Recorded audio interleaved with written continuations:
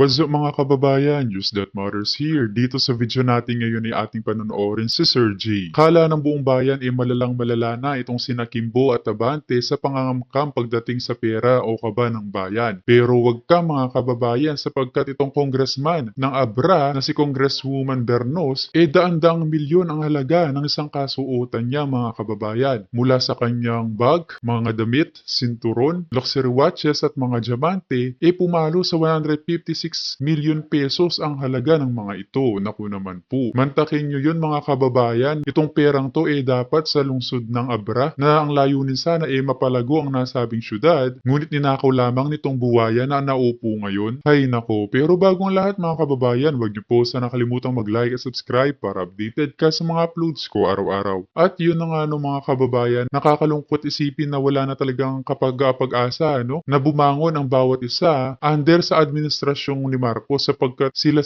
na lang na nasa loob ng Malacanang ang nagsasabuatan sa kung paano nila kurakutin ang pera ng sambayan ng Pilipino. Kung kaya naman hindi ko na patatagalin pa, heto na ang buong video. Ting lahat. Grabe.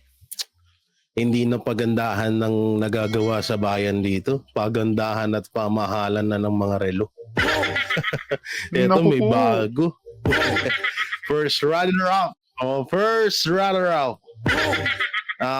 Congresswoman ng Abra ata to. Ang lupit. Gago! Ang lupit ng dito, ang lupit ng tirada dito, guys. Humahabol kina Kimbo ang ganda Abante. ng generation ngayon ng mga congressman, Hindi na siya pagandahan, hindi na pa lawakan ng project, paramihan ng tawag dito, paramihan ng may mga ano bang tawag dito hindi na paramihan ng project or pagandahan ng project or nagagawa sa bayan, kundi ay pamahalan na po ng mga kagamitan. Correct. Milyon pa At ito mukhang may tumalo na kay Stila Kimbo. Kimbo rat. Gago! Kimbo rat and it's king. Eto na siya. Saan ba natin unahin? Eto muna ba? Eto muna. Mukhang maganda to. Eto mukhang maganda to, guys. Mukhang may kagandahan.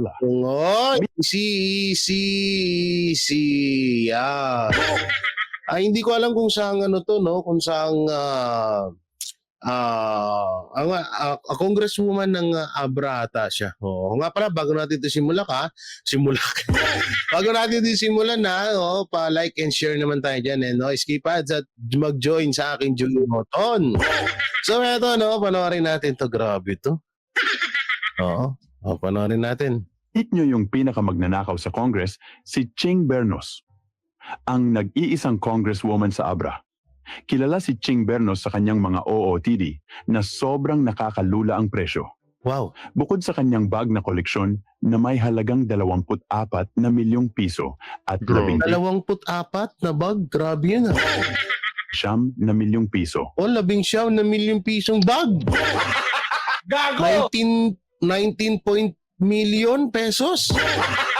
Gago! Anak ng teting. Wala na, may nanalo na. Wala na, may nanalo na Wala na, may nanalo na talaga. Grabe. Grabe na to.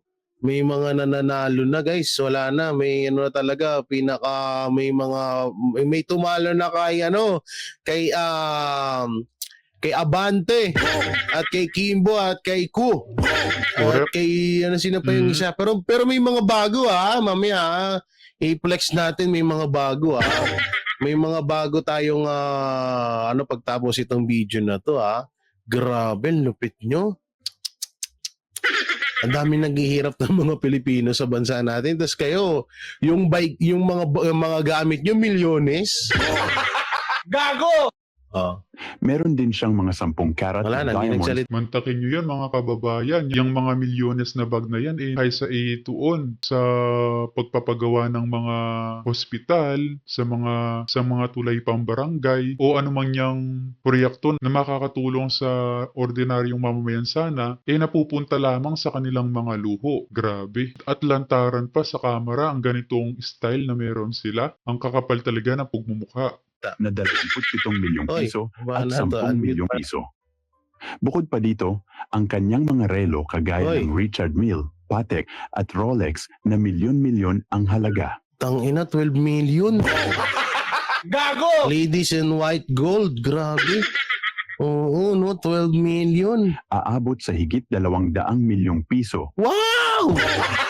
Gago! Tangina, ano to? Grabe, pamahalan pa, ano na talaga. Ang sarap maging congressman. Oo, mukhang ito na yung sagot sa kahirapan ng bawat Pilipino. What if na lang, no, lahat ng Pilipino maging congresswoman at congressman. Gago! Siguro ang yaman Yan nga din ang wika ng taong bayan, Sir G.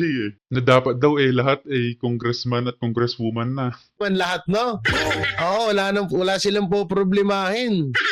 Okay, play. Ang kanyang koleksyon ng alahas at bag. Grabe. Tunay nga na isa siyang magnanakaw at buwaya sa loob ng Kongreso. Naku po. Sa mga hearing sa Kongreso, maririnig nyo lamang ito Naka-private mag-opening airplane speech. pa. Bukod doon, wala na. Tapos na agad yung kanyang trabaho at sisimulan na magnakaw. Ka lang pala doon. Tapos ikaw pa pinakamalakas magnakaw. Gago! Oy, eto nagre-reaction lamang po ako sa mga video Oo. Grabe, no? So may young gun na sumisikat din ngayon. Eto siya. Oh, yan, no? Oo. Sino naman to? Oy, old school Pinoy subscribe niya, post Grabe, niya ang to. daming congressman. Kung may kakasuhan kayo, wag ako congresswoman na kurap, Si old school Pinoy. Gago! Oh, eto, Di na talaga sila natatakot, no? Sa kanilang mga gawain at lantaran pa nga nilang nilalahad ang kanilang pagiging buwaya. Diyos mio, Marimar, reality young guns. Grabe. Magkano? Sino tong congressman? Bata pa to Ito talaga bata pa to. So 935k. Grabe, no? Tapos ano to? 1.6 million. Eto 16 ano to? Dollar. Akala ko 16 million Abogado Ito, pa yan, mga 1.7 kababayan. million. Yan, may suot-suot talaga nila. Ito yung isa, suot-suot niya rito. Yung ting 900k. Dapat pala binibilugan natin to. Wala tayong pambilog Tsaka na ito to. Baka may pambilog tayo dito. Tignan ko nga. May apps tayo rito ng pambilog. Para maganda-ganda yung natin, sulatan natin yung mga pagmumukha nitong mga hinayupak na. Wala ba tayo? Sumusobra na Ito ata meron. Wala. Grabe, ito naman isa. Tapos ito sa baba, yung 1.7 million. Grabe, nagyayamanan mga congressman. In fairness iba din Pero ito, may papanood ako sa inyong video. Na kung saan, eto na siya. May nahalungkat na po ang mga Duterte supporters. Baka nga hindi na itong mga Duterte, baka nga mga Marcos supporters na rin. Na rin dahil parang napaghahalataan na nila na sobrang magnanakaw yung mga congresswoman at congressman Correct. ngayon sa ating gobyerno. Eto, panoorin natin to matapos mabisto. Sino pa ba magtutulungan kung hindi tayo-tayo lang? Na gusto nyo yun, mga kababayan, na habang kayo nagiging tuta o trolls lalong naghihirap ang bayan? Mamulat na kayo. Ngayong nakikita nyo ng ganyan ng mga congressman at congresswoman, wag na magbulag-bulagan pa. Nakurap ang administrasyon ngayon. Si Kimbo, BFF nitong si Kong Bernos, lumabas na rin ang baho. Gago! Ano to? 156 million ayuda binulsa. Gago! Grabe play. Matapos maisiwalat sa publiko ang tila mamahaling gamit at luxury items na pagmamayari ng Marikina representative na si Stella Kimbo, Tila timbog na rin sa netizens online ang kanyang BFF sa Kongreso na si Congresswoman Ching Bernos ng probinsya ng Abra, kung saan ito ang isa sa pinaka-kontrobersyal na mambabatas dahil siya lang naman. Siya yung kanina. Gago! Siya yung kanina, guys. Oo, grabe. No, hindi lang pala ako yung nakapansin, no? Kaya pala nag-viral to ngayon, eh. Oo, matapos ang nakakalulang luxury item ni Kong Kimbo, BFF nitong si Kong Bernos, timbog na rin ng publiko. Tinatayang mahigit sa 156 million pesos na halaga ng kanyang relo, bag at diamante na timbog ng bayan. Okay. Ang huminto Grabe. o nag-terminate ng budget briefing ng Office of the President na sa loob ng 15 minutes. Aprobado agad ang 10.5 billion pesos No. fund ng Office of the President. Nako. Sa nasabing revelation ng ilang mga political analysts, tila timbog si Congresswoman Ching Bernos dahil nasiwalat na sa publiko na tulad din pala ni Congresswoman Stella Kimbo. Hindi, mas malupit to. Gago! Pero mo, bag lang Nagsama nasa pa talaga. 16 million na. Mas malupit to kaysa kay Kimbo. Mas malupit to kaysa kay Abante. Nakakalula ang koleksyon ng kanyang mga luxury items tulad ng mga diamante, relo at bag na nagkakahalaga ng 156 million pesos. Yun, no? Grabe. Gago! Ano, tignan mo yun, no? Mantaking yun mga kababayan, isang suotan lang yan na bag, relo at diamante na nagkakalaga na 156 million pesos. Tapos tayo hikahos, hirap na hirap tayo sa 500 pesos per day na kitahan. Habang sila tamang paupo-upo lang, ngunit milyones ang nakukulimbat sa pera natin. Hindi na tama to mga kababayan. Tawag dito, 17 million. 17.4 million pesos. Titame yung automatic. Automatic ano to? Yung relo. Ang lupit. Ang tanong ng taong bayan, saan galing ang yaman ni Congresswoman o nilustay na rin ba daw nito ang pondo ng taong bayan? Panoorin ang full video. Kung magnanakaw si Teacher Stella, Yung pala yung kaninang pinilay ko. Pinilay ko pa kanina, meron naman pala dito. Kahit na channel to, di mo naman ako in-inform. Gago! Okay, play. hit nyo yung pinakamagnanakaw sa Congress, si Ching Bernos, ang nag-iisang congresswoman sa Abra. Kilala si Ching Bernos sa kanyang mga OOTD na sobrang nakakalula ang presyo. Bukod sa kanyang bag na koleksyon na may halagang 24 na milyong piso at 19 na milyong piso, meron din siyang mga 10 karat na diamonds na 27 milyong piso at 10 milyong piso. Bukod pa dito, ang kanyang mga relo kagaya ng Richard Mille, Patek at Grabe, Rolex diamante na yun, milyon-milyon ang halaga. Aabot sa higit 200 milyong piso ang kanyang collection ng alahas at bag. Tunay nga na isa siyang magnanakaw at buwaya sa loob ng Kongreso. Grabe. Sa mga hearing sa Kongreso, maririnig nyo lamang ito mag-opening speech. Bukod doon, wala na, tapos na agad yung kanyang trabaho at sisimulan na magnakaw.